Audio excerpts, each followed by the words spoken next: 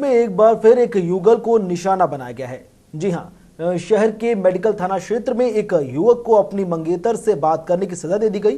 कथित पर खुद को बीजेपी के कार्यकर्ता बताने वाले लोगों ने युवक की पिटाई कर दी। पुलिस अब इस पूरे मामले की जांच पड़ताल कर रही है।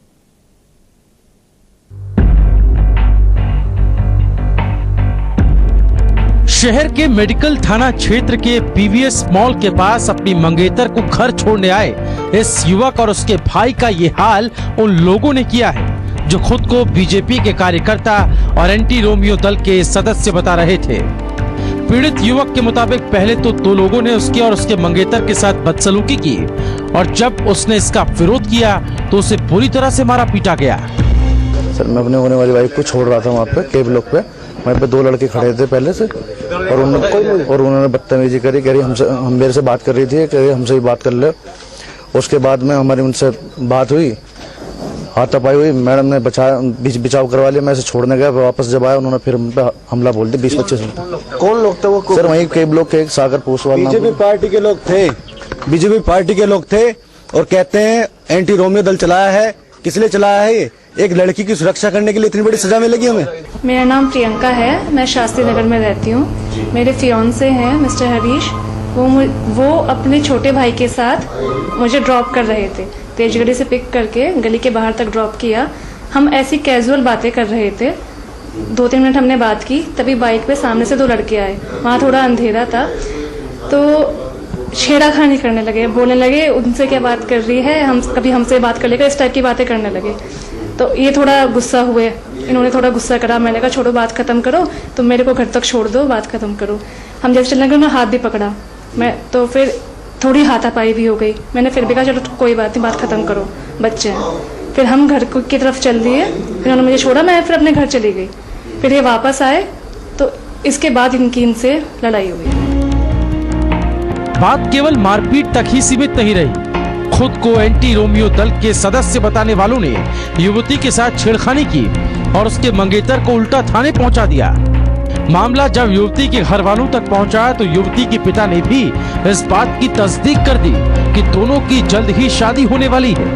युवक हमेशा की तरह उसकी बेटी को दफ्तर से छुट्टी होने के बाद छोड़ने आ रहा था।